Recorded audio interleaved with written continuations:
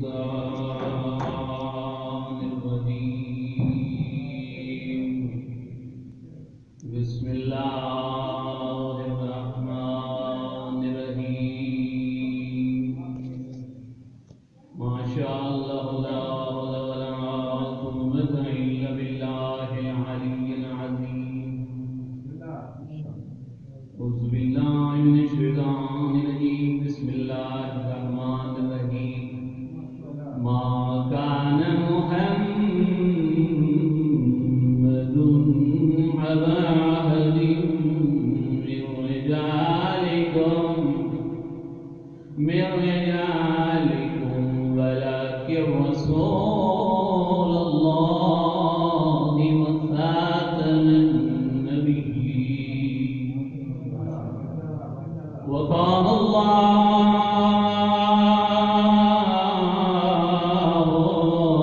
بكل شيء عليم. محمد صلی اللہ علیہ وآلہ وسلم تمہارے مردوں میں سے کسی کے باپ نہیں بلکہ وہ اللہ کے رسول اور نبوت کو ختم کرنے والے ہیں. جیسا کہ آپ جانتے ہیں کہ اللہ تعالیٰ نے انسانیت کی ہدایت کے لیے مختلف 1,24,000 انبیاء بھیجے ہیں.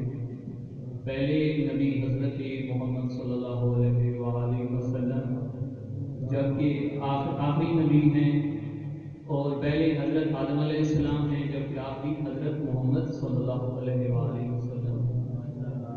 تو وہ جی آیت ہے کہ حضرت محمد صلی اللہ علیہ وآلہ وسلم ہمارے مردوں میں سے کسی کے باپ نہیں ہیں بلکہ وہ اللہ کے رسول اور نبوت کو ختم کرنے والے، یعنی ان کے بعد کوئی اور نبی نہیں آئے.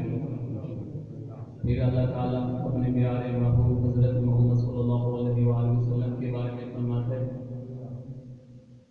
وَمَا أَرْسَلْنَاكَ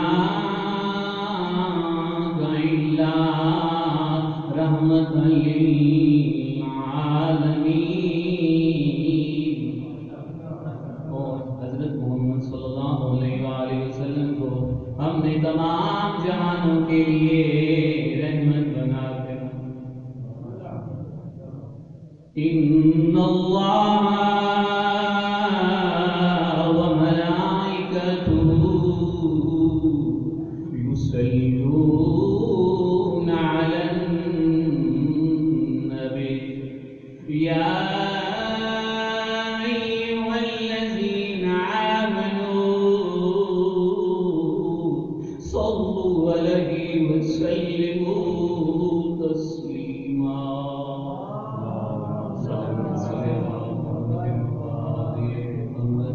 بے شک اللہ اور اس کے فرشتے حضرت محمد صلی اللہ علیہ وآلہ وسلم کی آگ پر درود بھیجتے ہیں.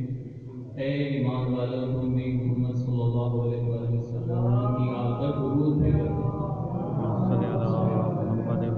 ایسا ذکر جسے اللہ کرے، اور کوئی ایسا ذکر دنیا میں نہیں ہے جو اللہ کرے، صرف ہے جو محمد وآل محمد پر درود ہے. اندر صلوات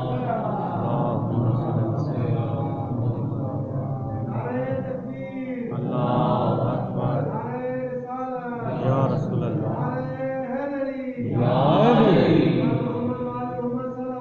اللہم صلی علی محمد. کیونکہ ادھر کوئی خاص تو عالم نہیں آتا، بس ہم ادنا سے طالب علم آتے ہیں یہاں پر سال میں 1 مرتبہ.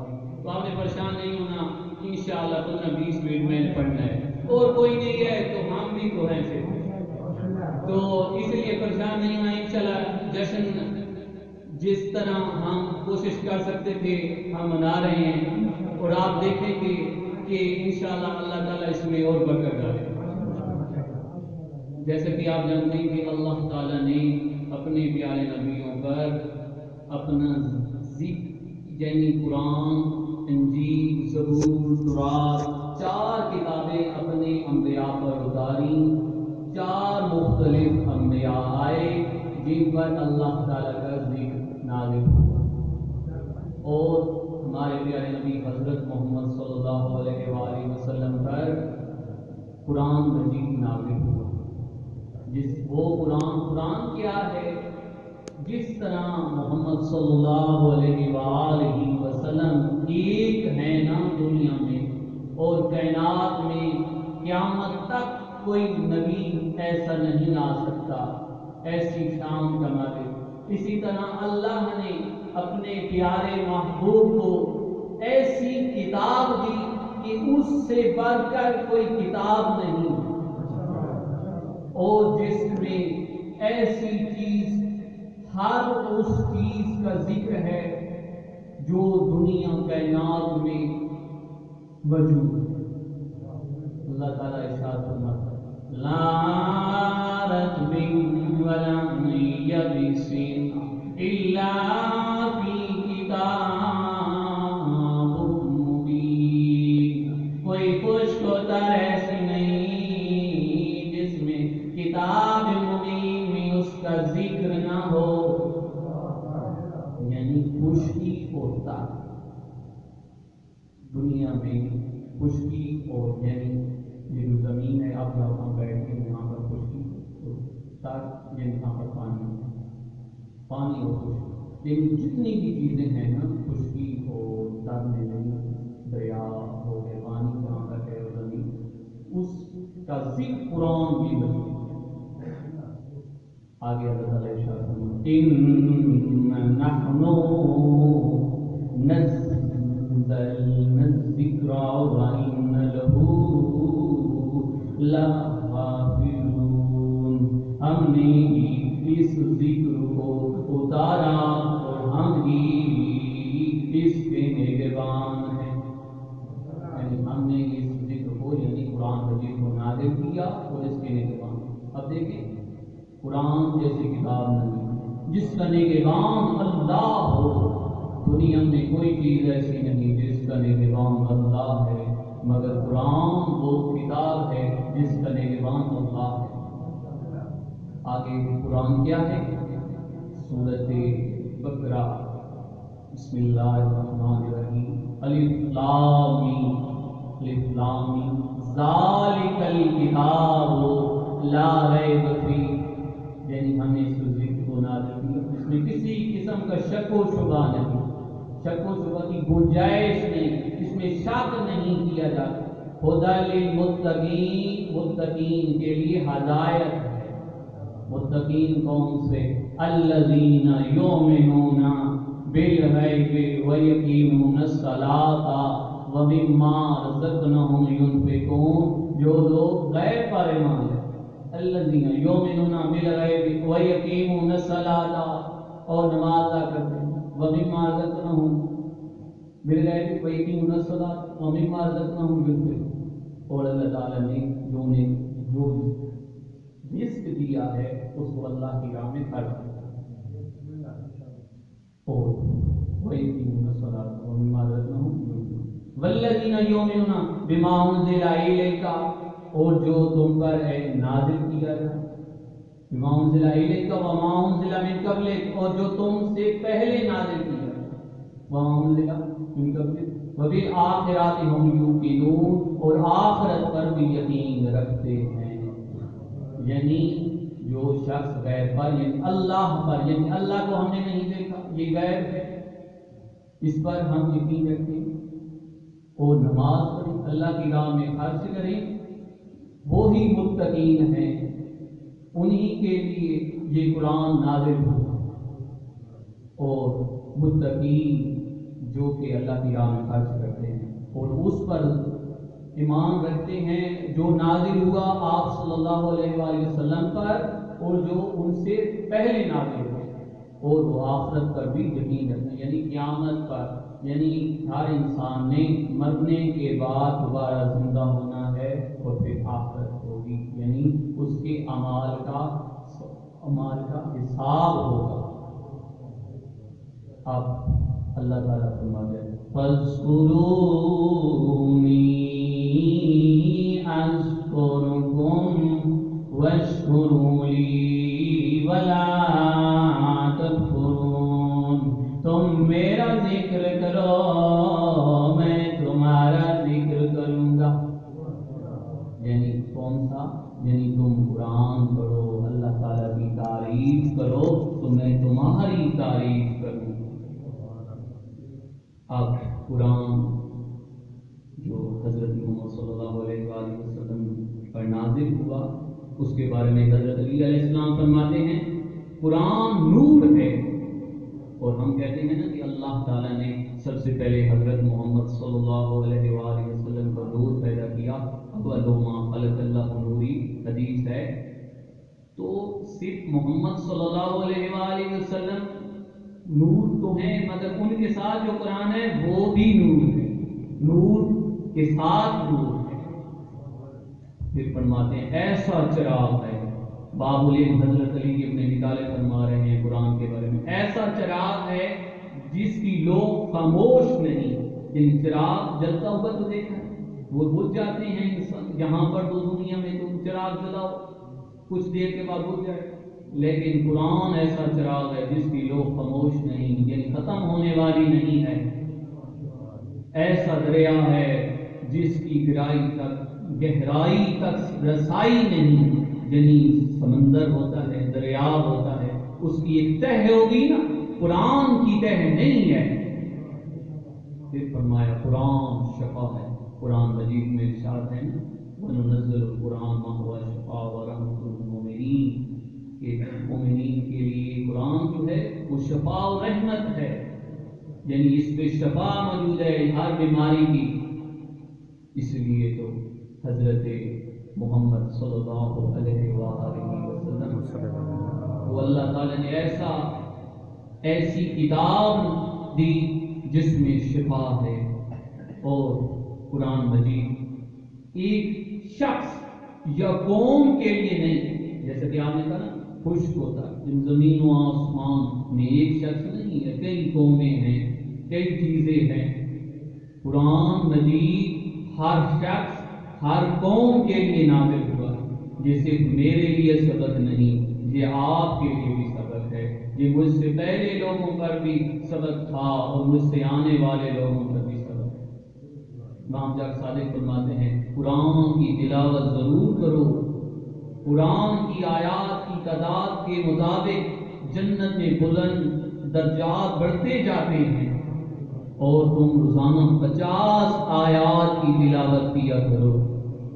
اور آسمان والوں کو قرآن پڑھنے والے، جس گھر میں قرآن پڑھا جائے وہ گھر آسمان والوں کو اس طرح دکھائی دیتا ہے جیسے زمین والوں کو آسمان پر ستارے. دیکھیں آسمان پر آپ دیکھیں رات کو تاریکی ہے، کوئی روشنی نہیں ہوتی، صرف وہ تارے جو ہیں وہ روشن ہیں. اسی طرح زمین میں جب تاریکی ہے ساری آسمان والوں کے لیے، تو وہ ہم تارے ہوں گے جب قرآن مجید کی تلاوت کریں گے. بے شک حضرت محمد صلی اللہ علیہ وآلہ وسلم فرماتے ہیں بے شک دلوں کو بھی زنگ لگ جاتا ہے جیسے لوہے کو زنگ لگتا ہے. اے اللہ کے رسول، اس نور اور چمک اس قرآن مجید کی تلاوت سے ہی انسان کا وہ زنگ جو ہے چمک جاتا ہے جب وہ قرآن کی توصیف ہے. یعنی انسان غافل ہو جاتا ہے نا، تو جب وہ قرآن کو دیکھے گا، اللہ تعالیٰ کے ذکر کو دیکھے گا کہ اللہ نے مجھے پیدا کیا، اللہ تعالیٰ نے مجھے خوراک دی، اللہ تعالیٰ نے پہاڑ، جنوں، انس، سورج، چاند، ستارے پیدا کیے، تب جب وہ غور کرے گا اس بات پر غور کرے گا کہ اللہ نے مجھے اتنی چیزیں عطا کی ہیں، تو تب ہی اس کا دل جو ہے نور سے منور ہوگا. آگے جو کہ قرآن مجید سے دیکھ کر پڑھنا، امام جعفر صادق فرماتے ہیں کہ جب تم اللہم صلی اللہ علیہ وسلم جب تم دیکھ کر قرآن مجید پڑھو گے. اور ایک حافظ بھی امام کے پاس آیا اور کہا کہ میں تو حافظ ہوں، میں زبانی قرآن پڑھوں تو ٹھیک ہے. تو امام نے کہا نہیں نہیں، قرآن کو دیکھنا عبادت ہے. تم زبانی نہ قرآن پڑھو، تم کوشش کرو کہ قرآن کو دیکھ کر پڑھو تاکہ تم عبادت تمہاری زیادہ ہو جائے. اور امام فرماتے ہیں جو قرآن پڑھتا ہے وہ آسمان والوں کو ایسے دکھائی دیتا ہے جس طرح زمین پر آسمان پر ستارے. ہر چیز کا ایک زیور ہوتا ہے اور قرآن کا زیور ہے، قرآن کا زیور ہے خوبصورت آواز. اور حضرت محمد صلی اللہ علیہ وآلہ وسلم فرماتے ہیں کہ جب تم قرآن کی تلاوت کرو نا تو قرآن کی وہ آیات پڑھو جو تمہیں برائی سے روکے، برے کام سے روکے. اور اگر پھر بھی تم قرآن کی تلاوت کرو اور وہ تمہیں برائی سے نہ روکے تو تم نے قرآن پڑھا ہی نہیں. کیوں؟ قرآن کو عظیم کتاب ہے. کیوں ایسا فرما رہے ہیں؟ کیونکہ تم نے غور و فکر نہیں کیا. اور میں تو کہتا ہوں جب بھی قرآن پڑھتا ہوں، جب میں ترجمہ نہ پڑھوں مجھے آرام نہیں آتا. اور وہ ایک بات مجھے یاد آ گئی، حضرت امام جعفر صادق علیہ السلام بلند کر اللہم صلی علی محمد فرماتے ہیں کہ میں ہر اس بات کا تمہیں کہنے کا، عمل کرنے کا کہتا ہوں جس پر خود پہلے عمل کرتا ہوں. تو اسی طرح سے اللہ کا شکر ہے میں یہ قرآن کی تلاوت کے بارے میں آپ سے درخواست کر رہا ہوں. اور ماشاءاللہ سے میں نے 22 فائز تک ترجمہ پڑھ لیا ہے. انشاءاللہ کوشش ہے کہ جلد از جلد ختم ہو جائے. تو میں نے قرآن پڑھا تو جس طرح وہ قرآن کی آیت ہے نا کہ ہر خوش کو ترک قرآن مجید میں ذکر ہے، تو میں نے کہا کہ یہ تو 6 قرآن مجید کی ہے نا 6666 آیت. تو میں نے دیکھا تو میں نے ایک آیت کا ترجمہ پڑھا تو میں نے کہا یہ تو اس بارے میں ہے، تو یہ تو 6666 چیزوں کے بارے میں صرف ہوگا. لیکن نہیں، جب میں نے قرآن کی تفسیر پڑھی اور پھر قرآن کی آیت کو ایک بار پڑھا، پھر دوسرے دن اسی آیت کو اگر میں نے پڑھا نا تو میرے ذہن میں کسی اور کائنات کی چیز کے بارے میں ذہن چلا گیا، کسی اس کے بارے میں نہ ہو. تو امام اسی طرح یہ بھی فرماتے ہیں کہ قرآن مجید جب پڑھو تو اس میں زیور و جواہرات دیکھو، ڈھونڈو. جب تم پڑھو گے تو تمہیں زیور و جواہرات ملیں گے. یہ اسی طرح ہے. جب آپ انشاءاللہ آپ پوری کوشش کریں کہ قرآن کی صرف ایک آیت بھی پڑھیں نا ترجمے کے ساتھ لازمی پڑھیں. اسے آپ پڑھیں گے اور دیکھیں گے آپ کہ آپ میں، آپ کے علم میں، آپ کی زندگی میں سکون آئے گا اور اللہ تعالیٰ کی پوری کائنات کو سمجھنے لگے. جب انسان قرآن کی تلاوت کرتا ہے تو وہ اللہ کی کائنات کو سمجھنے لگتا ہے. اور قرآن ایک ایسی سورت بھی ہے جس میں اللہ تعالیٰ، قرآن مجید کی کل صورتیں کتنی ہیں؟ 114 اور 114 مرتبہ ہی بسم اللہ آیا ہے. ایک سورت توبہ میں بسم اللہ نہیں آیا کیونکہ وہاں پر کافروں کا ذکر ہے. تو اللہ، لیکن وہ 19 سپارے میں ایک جگہ پر بسم اللہ الرحمن الرحیم آیا ہے تو 114 مرتبہ پھر ہو گیا. تو اللہ تعالیٰ نے ہر صورت میں انسان کے لیے کوئی نہ کوئی شفا، جس طرح قرآن کی میں نے آیت تلاوت فرمائی ہے وہ ترجمہ پڑھا ہے کہ قرآن شفا ہے. تو جو صورت انا انزلنا ہے، اور میں نے وہ جب میں تیاری کر رہا تو میں نے دیکھا کہ امام جعفر صادق فرماتے ہیں اگر صورت انا انزلنا نہ ہوتی تو میرے شیعہ کی کوئی ساتھ دینے والی کوئی اور صورت نہ ہوتی، یعنی کوئی اور کلام ایسا نہ ہوتا جو میرے شیعہ کی مدد کرے. اسی لیے کہا جاتا ہے ہر مشکل و پریشانی میں صورت انا انزلنا. اور صورت انا انزلنا کیا ہے؟ بسم اللہ الرحمن الرحیم انا انزلناہ فی لیلۃ القدر. بے شک ہم نے شب قدر میں بھی قرآن کی وما ادراک ما لیلۃ القدر. بے شک ہم نے قرآن کی شب قدر میں وما ادراک ما لیلۃ القدر لیلۃ القدر خیر من الف شہر. اور تم کو کیا معلوم کہ شب قدر کیا ہے؟ خیر من الف شہر. یہ تو 1000 مہینوں سے بہتر رات ہے، 1000 مہینوں سے بہتر۔ تنزل الملائکۃ والروح فیہا بإذن ربہم من کل امر سلام ہی حتی مطلع الفجر۔ اس رات میں فرشتے سال بھر کی ہر بات کا حکم لے کر نازل ہوتے ہیں۔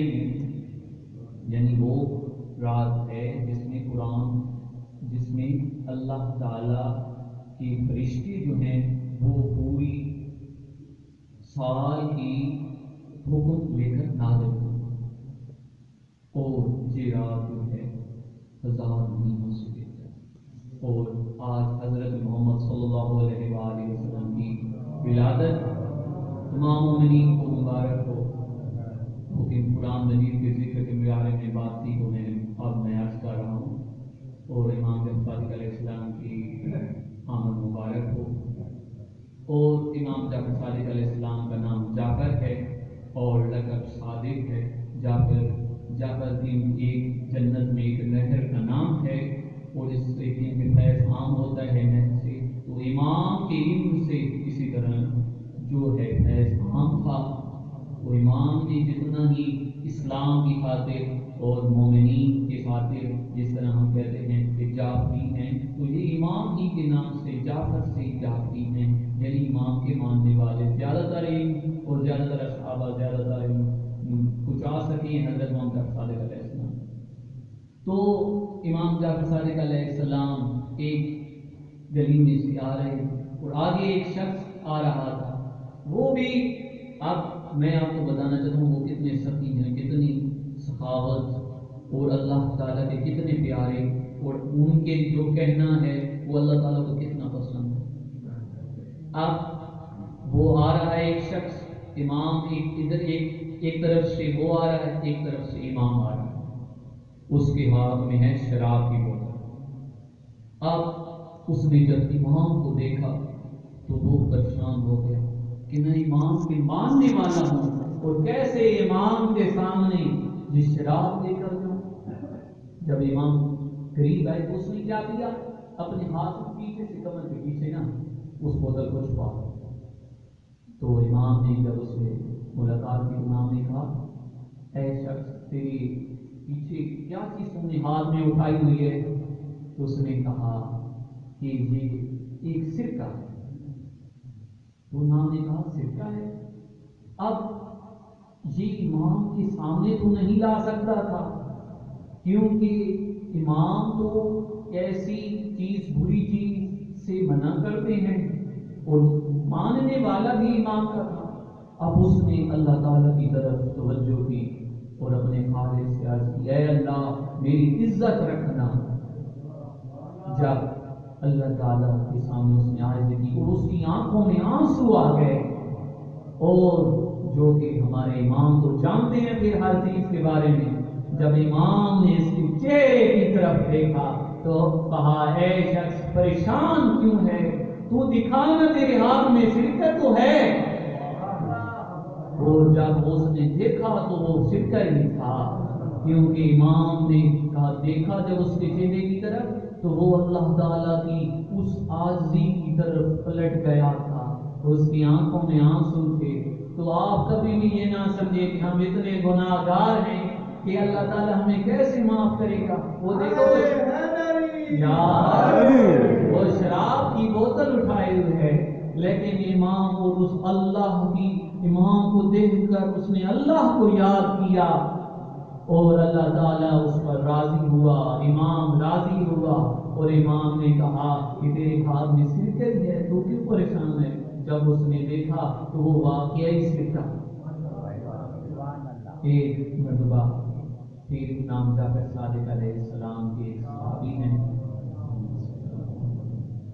جن کا نام ابو بصیر ہے، اور وہ ایسے صحابی ہیں، ایسے عالم ہیں، امام کے شاگرد ہیں کہ ان کے بارے میں امام فرماتے ہیں کہ اگر وہ تمہیں کوئی بات بھی کہے نا کہ امام نے یہ کہا ہے تو تم مان جانا، یعنی ان کی اتنی فضیلت ہے اس सहाबी की इमाम जाफर सादिक भी आ गए, तो वो एक मरतबा इमाम जाफर सादिक की तरफ यानी अपने घर से जाने लगा, हज करने के लिए जाने लगा, क्योंकि इमाम का घर तो मदीने में था ना, तो हज करने मक्के मदीने ही जाते हैं।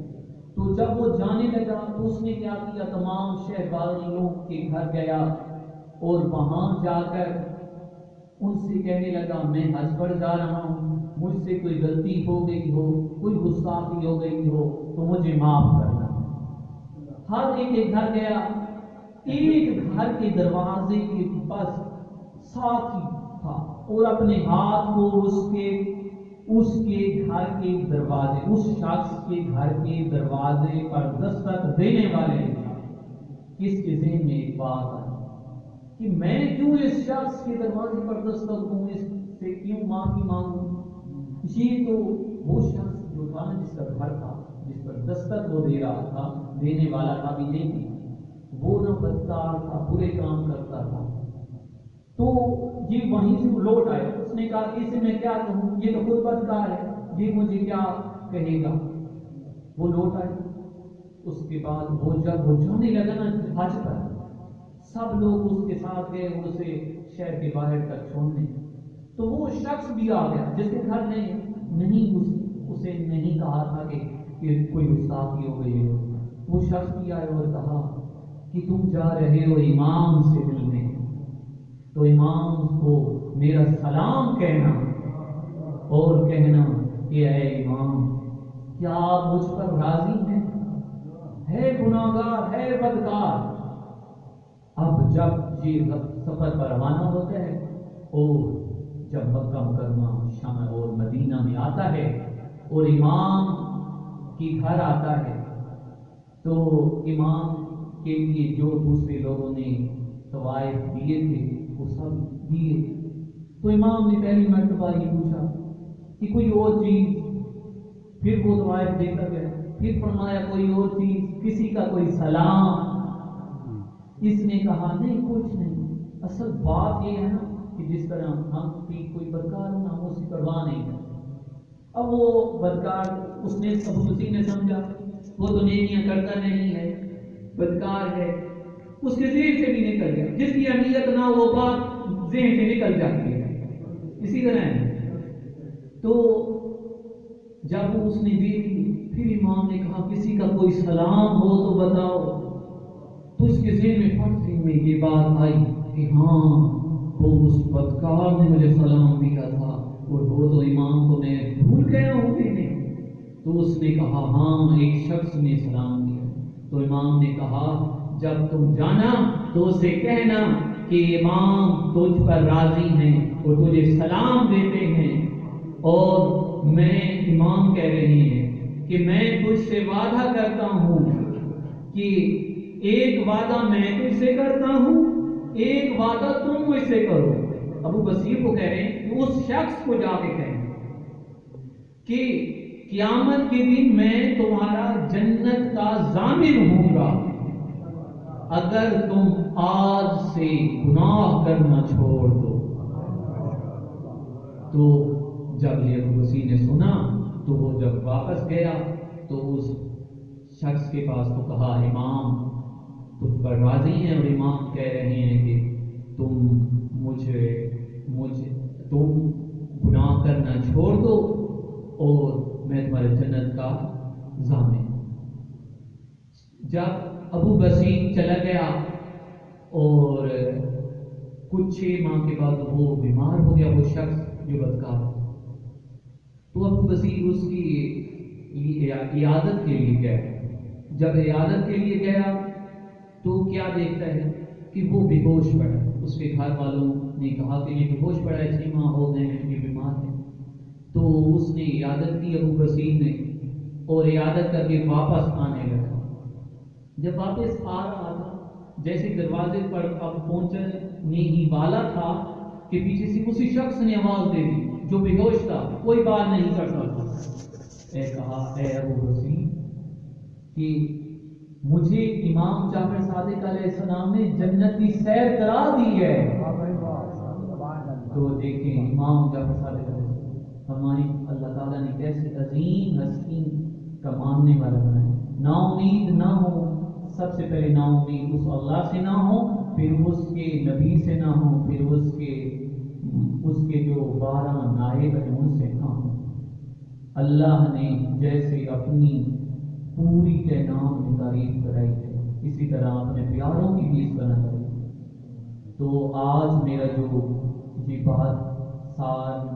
جو اصل بات ہے وہ میں نے قرآن کے متعلق بات کی ہے کہ لازمی آپ نے جانا ہے، اور آج سے کوشش کریں کہ لازمی آپ نے قرآن مجید کو پڑھنا ہے. انشاءاللہ میں آپ کو یہ کہتا ہوں کہ جب آپ قرآن پڑھنا شروع کر دیں گے ایک مرتبہ عادت بن جائے. آپ مجھے بھی دعا کریں گے اور اپنے لیے بھی، اور اس اللہ کا بھی شکر ادا کریں گے کہ اللہ تعالیٰ نے آپ کو اس قابل سمجھا کہ قرآن کو سمجھو اور اس پر عمل.